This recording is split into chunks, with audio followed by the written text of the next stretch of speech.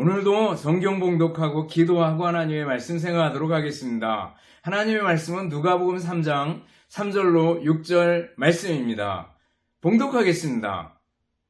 요한이 요단강 부근 각처에 와서 죄사함을 받게 하는 회개의 세례를 전파하니 선지자 이사야의 책에 쓴 바 광야에서 외치는 자의 소리가 있어 이르되 너희는 주의 길을 준비하라. 그의 오실 길을 곧게 하라. 모든 골짜기가 메워지고 모든 산과 작은 산이 낮아지고 굽은 것이 곧아지고 험한 길이 평탄하여질 것이요 모든 육체가 하나님의 구원하심을 보리라 함과 같으니라. 아멘. 기도하겠습니다. 사랑과 은혜가 풍성하신 하나님 아버지 감사합니다. 이 시간도 하나님의 말씀을 생각하는 소중한 시간입니다. 말씀들을 마음으로 받고 삶에 실천하며 믿음으로 승리하게 하옵소서. 예수님 이름으로 기도드리옵나이다. 아멘. 여러분 다시 만나서 반갑습니다. 주님의 이름으로 여러분들을 진심으로 사랑합니다.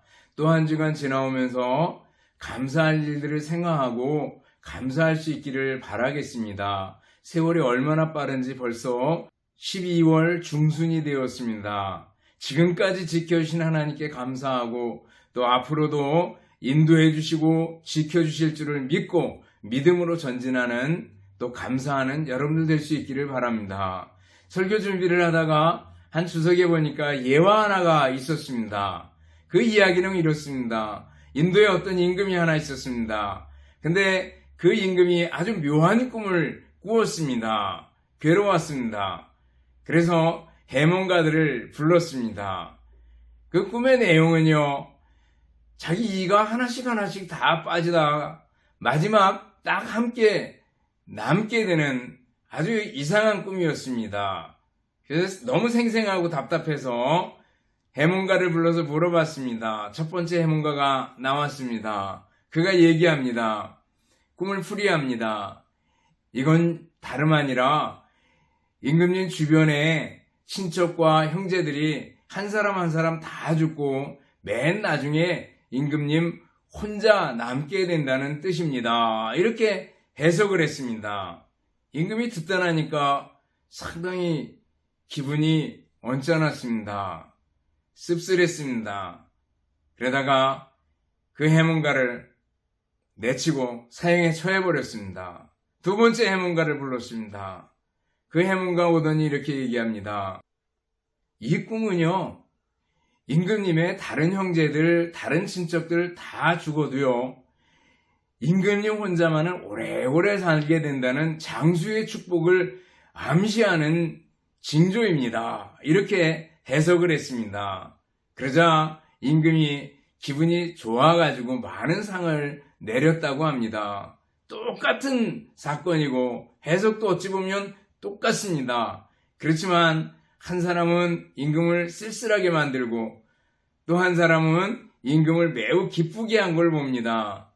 물통에 큰 드럼통에 물이 절반이 차 있으면 어떤 사람은 에이 반밖에 안 찼네 이렇게 얘기하고 어떤 사람은 어우 반이나 찼네 이렇게 얘기합니다. 긍정적으로 바라보고 감사의 눈으로 바라보고 말하는 것은 대단히 중요합니다. 여러분들 훈련을 통해서 입술의 훈련 또 생각들을 훈련을 통해서 긍정적인 말들, 긍정적인 생각들, 적극적인 말들, 믿음의 말들을 많이 해나갈 수 있기를 바라겠습니다. 성탄절이 다가오고 있습니다.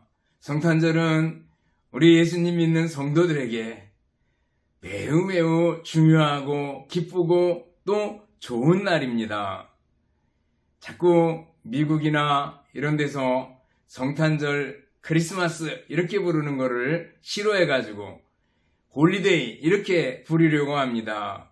그냥 단순히 휴일 이렇게 만들어버리는 거죠. 공휴일 이렇게 만들어버리는 겁니다. 노는 날 이렇게 만들어버리는 거예요.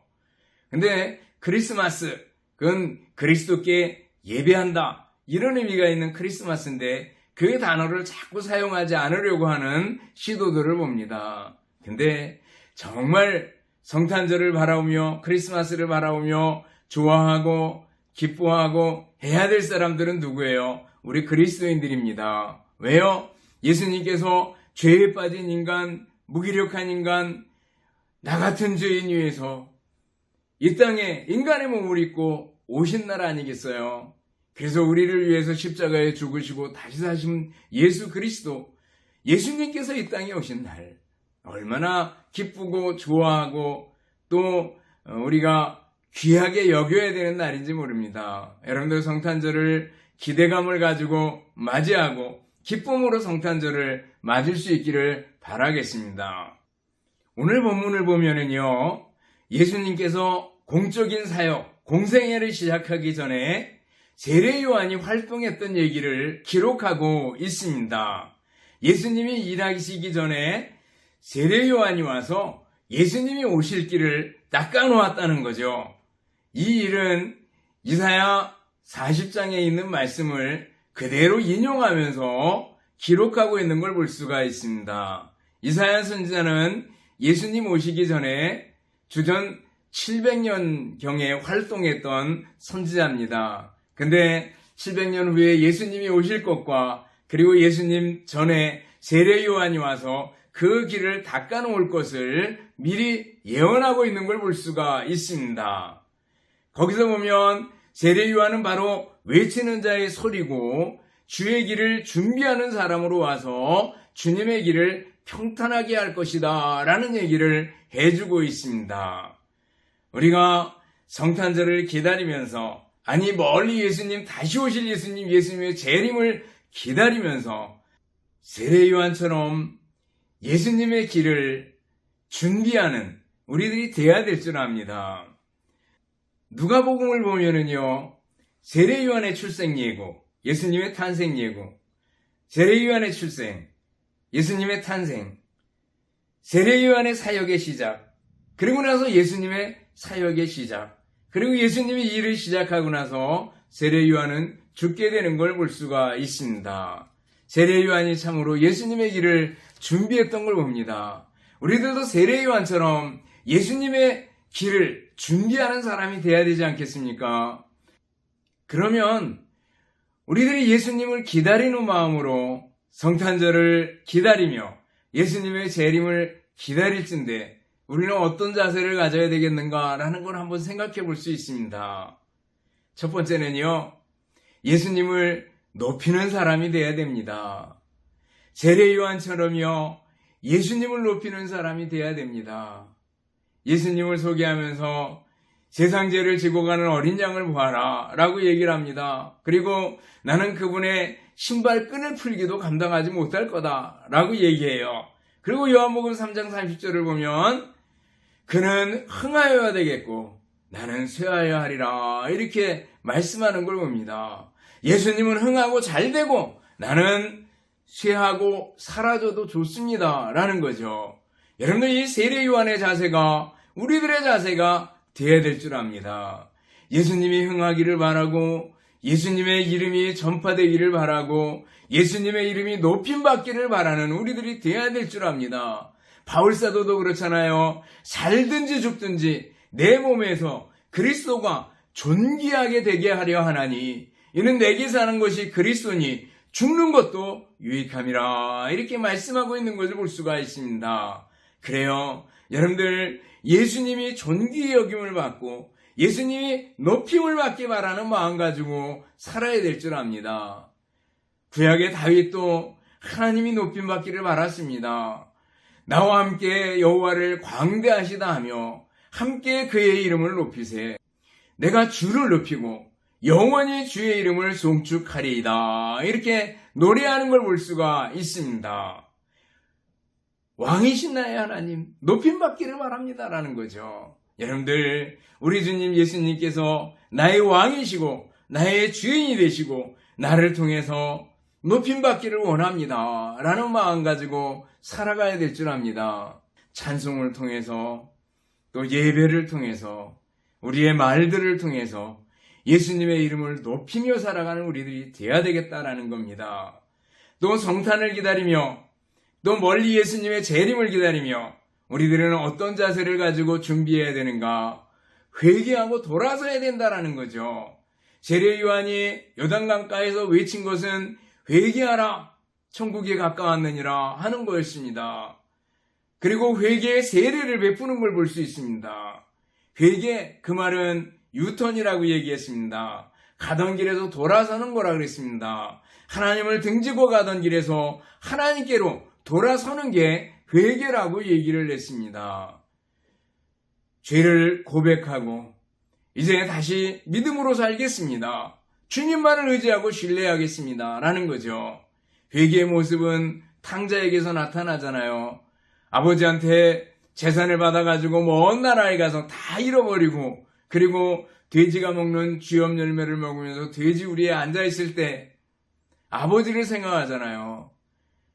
내 아버지 집에는 품꾼도 나본다 나는데 라는 생각을 가지고 일어서서 아버지께로 돌아서잖아요. 그리고 아버지께로 돌아오잖아요. 이게 회개입니다. 여러분들, 내가 앉은 지저분한 자리에서, 죄악의 자리에서, 추한 자리에서 이제 떨고 일어서서 아버지께로 향하는 거, 이게 바로 회개입니다. 여러분들, 하나님은요, 회개하는 사람을 기뻐하십니다. 성경을 보면은요, 아담이 하와와 함께 선악을 알게 하는 나무의 과일 선악과를 따먹고 나무 뒤에 숨었을 때 하나님께서 찾아오시잖아요. 왜요? 회개하라라는 거죠. 네가 왜 나를 피해 숨었느냐? 회개하라라는 겁니다. 근데 아담은 핑계하잖아요. 여자 때문에요. 또 하와는 뱀 때문에요. 요리조리 피해내고 나가고 핑계하고 책임을 회피하는 걸 봅니다. 가인도 그렇습니다. 네가 안색이 변하여 하면 어찌미냐? 하나님의 경고를 듣고도 아벨을 죽입니다. 내 아우가 어디 있느냐? 하나님께서 물으실 때는 회개하라라는 건데 내가 내 동생을 지키는 자입니까? 이렇게 얘기하는 걸 봅니다. 요리조리 핑계하고 빠져나가는 가인의 모습, 어쩌면 우리들의 모습이 아닌지 한번 돌이켜보시기 바랍니다. 사울도 그렇잖아요. 사무엘이 와서 왜 하나님께서 명령했는데 아말렉 족속을 다 죽이지 않고 양떼와 소떼와 그리고 아가강을 살려왔습니까? 라는 거죠. 그때 백성들이 원해서요, 하나님께 제사 지내려고요, 갖은 핑계를 대고 빠져나가는 걸 봅니다. 이래서는 안 될 줄 압니다. 다윗처럼 나단 선지자를 통해서 밧세바를 범하고 우리아를 죽인 죄를 지적을 받았을 때 그 자리에서 엎드려서 침상이 썩도록 울며 회개하는 그런 모습을 볼 수가 있습니다. 그래서 성군이라고 일컬어지는 다윗이 됐잖아요. 여러분들, 하나님께서는 회개하는 사람을 기뻐하십니다. 니느웨는요, 아수르의 수도인데 거의 소돔과 고모라처럼 부패했습니다. 요나가 그 성에 40일 후면 이 성이 망할 것이다, 단순하게 하나님의 말씀을 전했는데 그 말씀을 들은 니느웨 사람들, 왕부터 평민까지, 그리고 모든 그 동물까지 어쩌면 금식하면서 하나님 앞에 엎드립니다. 그랬을 때 하나님께서 그 형벌을, 심판을 취소해버리는 걸 볼 수가 있습니다.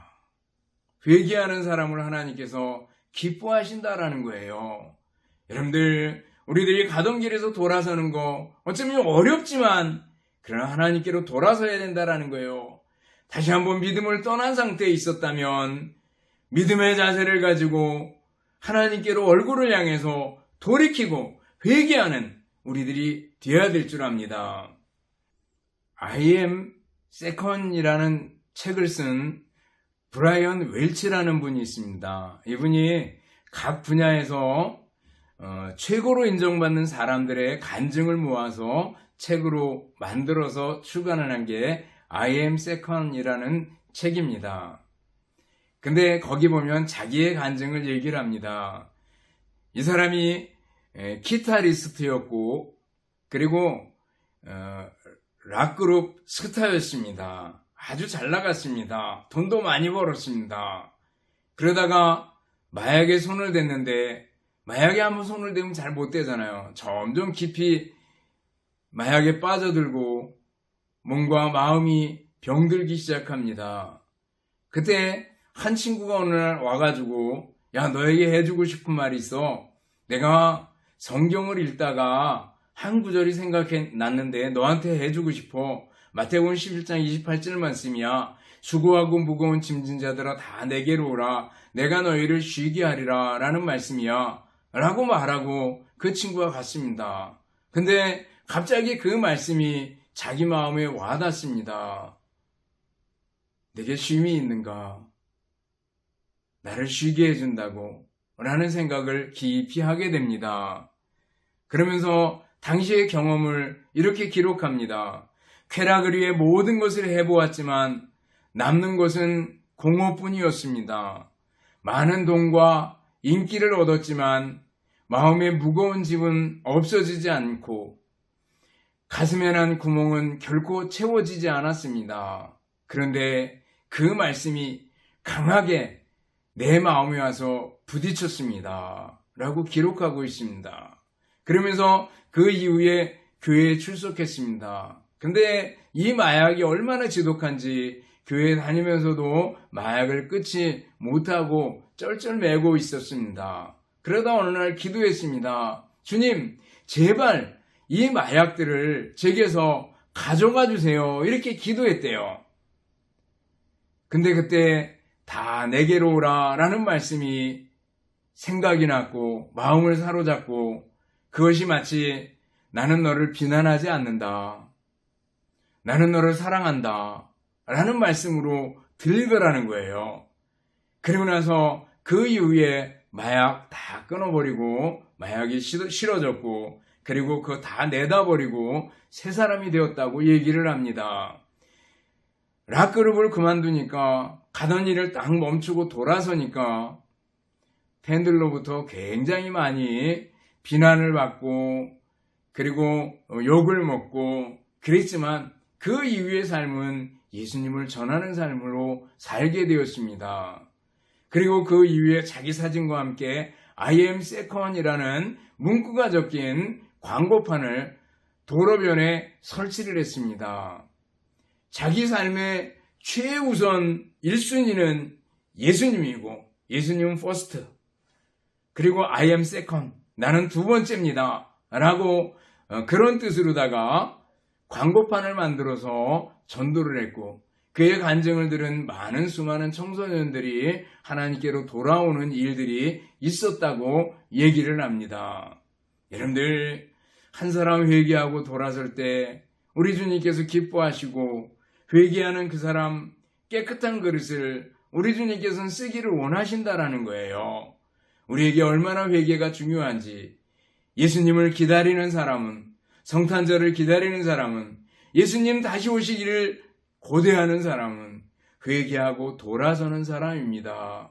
하나님을 향해서 우리 주님 예수님을 향해서 돌아서는 우리들이 되어야 될 줄 압니다.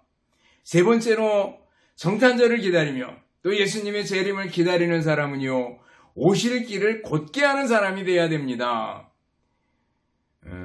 올해 봄에 그리고 근래에 합천에 있는 가야산을 두 번이나 갈 수가 있었습니다. 성주군 수림면 백운리에서 올라가게 되는데 그 수림면 백운동 탐방센터까지 가는데 전에 같으면 3시간, 4시간이 걸렸을 거예요. 근데 고속도로가 얼마나 잘 뚫렸는지 평택에서 거기까지 2시간 반 만에 갈 수가 있었습니다. 고속도로 쫙 뚫린 길이죠. 여러분들 길을 내는 사람들을 생각해 보십시오. 예수님을 향한 길을 내는 사람 우리들의 모습이 되어야 될 줄 압니다. 길을 내는 사람 어떤 일을 해야 되는가? 오늘 성경 말씀 보면은요 5절에 잘 설명해 주고 있습니다. 거기 보면 모든 골짜기가 메워지고 길을 잘 내려면 골짜기가 메워져야 되잖아요. 골짜기 그냥 있는 상태로는 안 되잖아요. 거기를 메우든지 아니면 현대공법으로 하면 다리를 놓든지 해야 될 겁니다.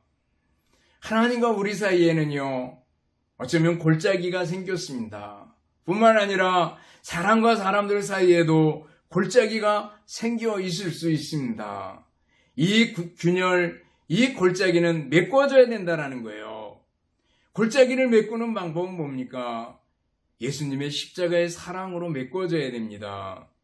예수님의 십자가의 사랑은요, 막힌 담을 헐어버렸습니다. 하나님과 우리 사이에 큰 간격이 생기고 도저히 죄로 인해서 하나님과 우리 사이는 완전히 단절돼 버리는 상태가 되었습니다. 그런데 하나님께서 우리에게 먼저 손을 내미셨습니다. 그게 뭐예요? 예수님을 이 땅에 보내주신 거죠.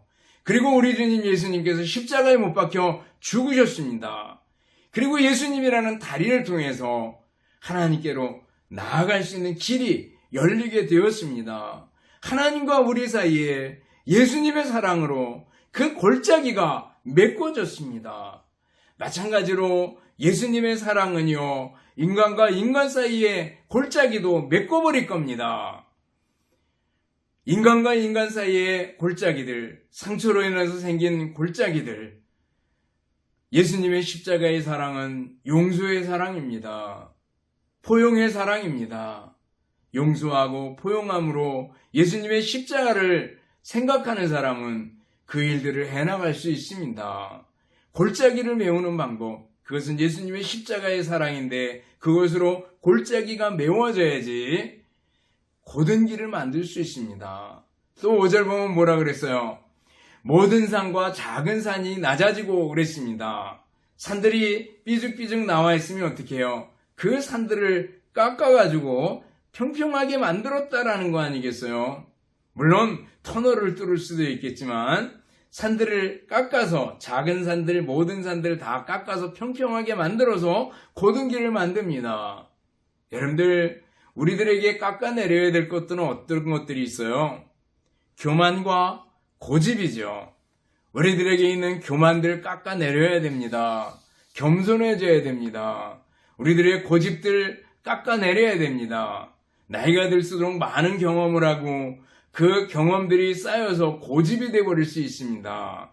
선입견이 되고 편견이 될 수 있습니다. 자기 생각만이 옳다고 생각할 수 있습니다. 근데 이 고집들을 다 깎아서 내려놔야 된다는 거예요. 예수님 말씀하셨어요. 나는 마음이 온유하고 겸손하니 나의 멍에를 메고 내게 배우라. 예수님이 겸손하셨대요. 우리가 알잖아요. 성탄절 예수님의 겸손입니다. 하나님의 영광된 보좌를 버리고 이 땅에 인간의 몸을 입고 오셨잖아요. 어린아이로 오셨잖아요. 마구간에 오셨잖아요. 가난한 목수의 집에 오셨잖아요. 그리고 사람들을 섬기며 사셨잖아요. 채찍에 마셨잖아요. 십자가에 못 박히셨잖아요. 무덤에 묻히셨잖아요. 낮아지고 또 낮아지고 또 낮아진 예수님의 모습, 겸손의 모습입니다. 예수님의 모습을 바라보는 사람들은요, 더 낮아지고 더 낮아져야 됩니다. 예수님이 종으로 오셨다면 우리는 얼마나 더 종이 되고 얼마나 더 낮아져야 되겠는가라는 거예요. 교만과 고집들 깎아내야 됩니다. 또 5절에 보면 굽은 것이 곧아지고 그랬습니다. 굽은 것이 길이 조그만 길들이 꼬불탕 나 있는데 이것이 곧아지고 그랬습니다. 여기 평택에서 제천을 가려면 전에 같으면 38번 국도를 따라가지고 저 제천 가까이 가면 박달재를 넘어가야 됐습니다. 꼬불탕 넘어가야 됐어요. 그러나 이제는 그쪽으로 가지 않고 이쪽으로 길을 좀 틀어서 직선으로 쭉 냈습니다. 고속도로를 냈습니다. 그래서 산척터널 또 금성터널 이런 터널들을 통해 가지고 제천으로 아주 빨리 갈 수 있도록 만든 걸 볼 수가 있습니다. 굽은 것들을 곱게 하는 우리들이 되어야 될 줄 압니다. 여러분들 굽은 것들 어떤 것들이 있습니까? 우리들의 굽은 마음, 꼬부러진 마음, 뒤틀어진 마음 이런 거 보면 우리가 그것을 곧게 할 수 있는 우리들이 되어야 됩니다. 그러려면 어떻게 해야 돼요? 예수님입니다. 다시 예수님 사랑으로 돌아가야 됩니다. 예수님 말씀하셔요. 내가 그 길이요 진리요 생명이니 나로 말미암지 않고는 아버지께로 올 자가 없느니라 그랬어요. 예수님이 길이래요. 예수님이 방법이래요. 예수님의 마음을 가져야 됩니다. 구운 마음을 굳게 하는 것은 예수님을 바라봐야 됩니다. 예수님이라면 어떻게 생각하셨을까? 예수님이라면 어떤 마음을 품으셨을까? 예수님이라면 어떻게 말씀하셨을까? 예수님이라면 어떻게 행동하셨을까? 예수님이라면 어떻게 대처하셨을까? 라는 걸 생각하면서 행동하는 우리들이 되어야 될 줄 압니다. 생각하고 말하고 행동하는 모든 것에서 예수님을 닮아가는 우리들이 되어야 될 줄 압니다. 예수님의 성탄을 기다리며 멀리 예수님의 재림을 기다리는 우리들은 굽은 것을 곧게 해야 되는데 그 길은 바로 예수님의 마음을 품는 겁니다. 예수님을 본받는 겁니다. 예수님을 바라보는 겁니다. 예수님께로 더 깊이 들어가는 여러분들이 될 수 있기를 바랍니다. 그리고 굽은 길을 곧게 하려면 어떻게 해야 되느냐? 곧은 길을 만들려면 어떻게 해야 되느냐? 5절 맨 마지막에 보면 험한 길을 평탄하게 해야 된다라는 거예요. 인간은 죄인입니다. 그래서 죄의 모습을 로마서 1장이나 혹은 디모데후서 3장을 보면 잘 표현해 놓고 있습니다. 로마서 1장에 보면 사람들의 모습이 어떻게 뒤틀어져 있는지 거기 보면 하나님을 알되 하나님을 영화롭게 하지도 않고 하나님께 감사하지도 않고 허망하고 마음이 어두워지고 남자는 남자를 향해서 여자는 여자를 향해서 정욕이 불일 듯이 일어나고 동성애죠. 우리나라에 자꾸 동성애가 들어오려고 판을 쳐요. 하나님이 싫어하시거든요. 굳이 그 일을 하려고 그것이 차별 이런 단어를 써가지고 미화시켜가지고 계속 공격하고 쳐들어오는 걸 볼 수가 있습니다. 하나님이 싫어하셔요. 하나님이 싫어하는 건 싫어하는 거죠. 별거 있겠어요. 그 마음에 하나님 두 개를 싫어합니다. 그리고 모든 불의, 추악, 탐욕, 악의, 시기, 살인, 분쟁, 사기, 악독이 가득하대요.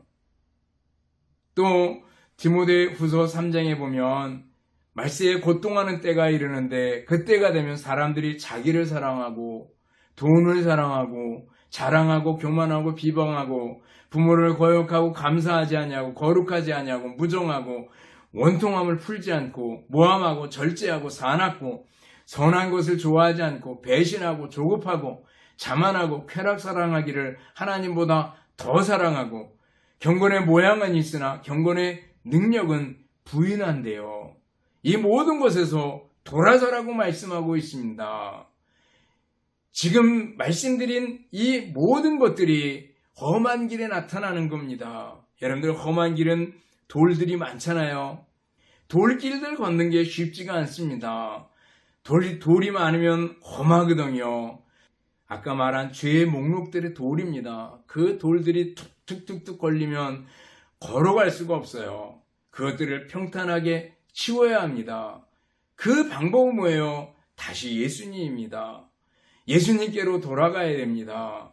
예수님이 어떻게 하셨는가라는 걸 생각하고 예수님을 바라봐야 된다는 거예요.